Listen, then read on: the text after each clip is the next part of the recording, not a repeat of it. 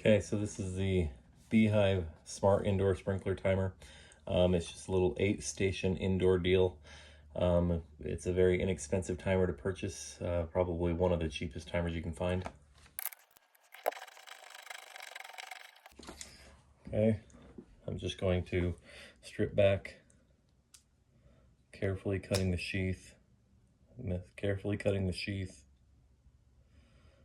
all the way through. I want to get about 80% or so through, so that when I go to the end here, I can then grab something and pull back, and it doesn't cut the wire, because if it cut the sheath here on this wire, then it'll wind up get a possibility of having a shorter corrosion and having other problems. So you don't want to go too deep. Shouldn't do it with the wire, but I often use the wire.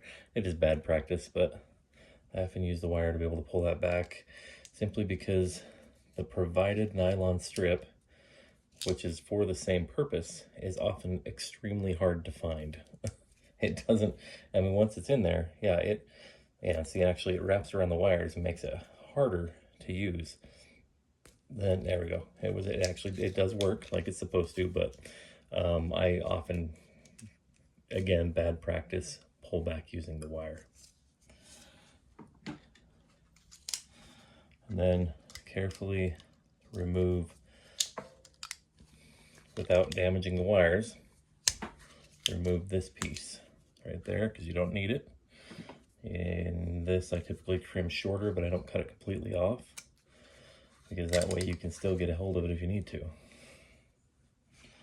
You can see here, I did slightly nick it, but it didn't go through the sheath. It was just the very outer layer, so I'm gonna go with it. I think that's acceptable.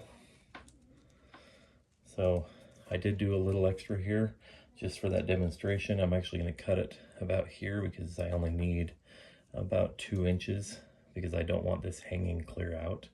So I'm going to cut that back just so that, basically, just take them, cut them off. Should be able to do the majority of them all at the same time.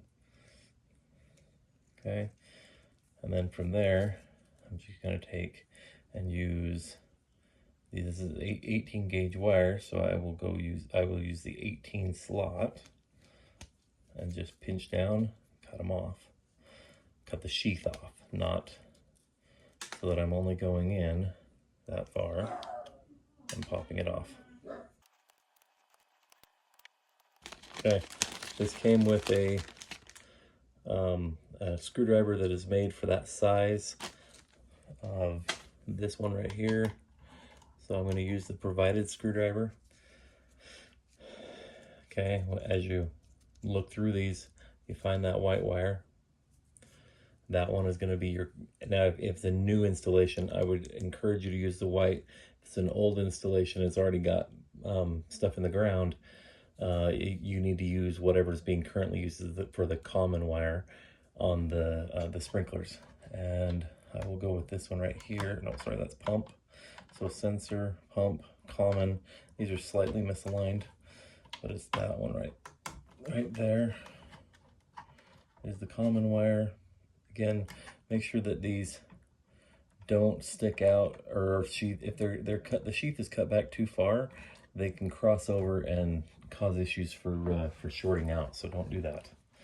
Okay, and then this one goes, number 1 is red, number 2 is yellow, number 3 is blue. So I'm going to start on number 1. And oh,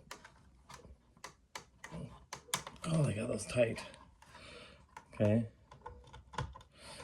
So I back this off, slide it up in, not so that the sheath is all the way in, so you can barely see a little bit of wire right there, and tighten it back down until it's snug, pull back, and then as long as it doesn't move, the wire is in there snug.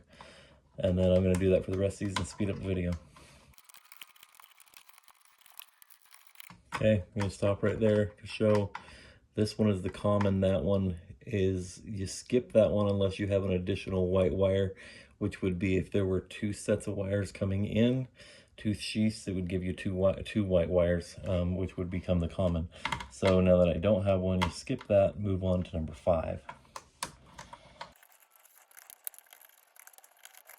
Now with these, what I typically do, I typically don't have them stripped back because that leaves them exposed.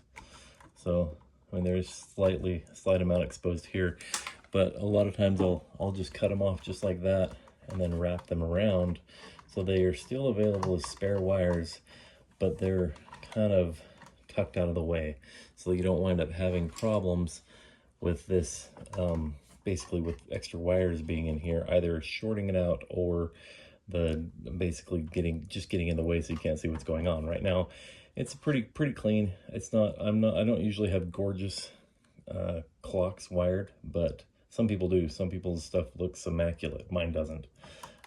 Anyway, I'm gonna push this up just a little bit so it stays up above this bottom right here. Okay, now time to wire the transformer, or I guess the adapter, AC/DC adapter. Basically just wire it in just like that into the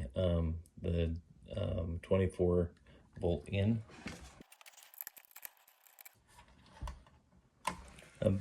Now this just supplies power to the unit itself. One of the problems with this setup is you have to have a plug nearby.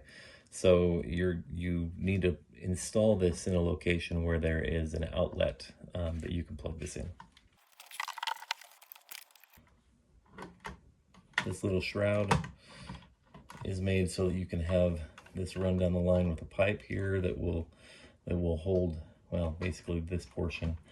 I don't like the fact that you gotta tuck this out around. Anyway, it doesn't matter. The whole idea is so that you can have this in conduit.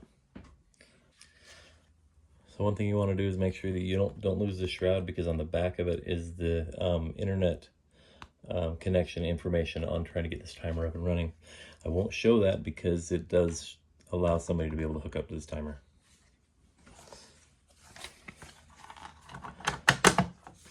Okay, next video will be programming.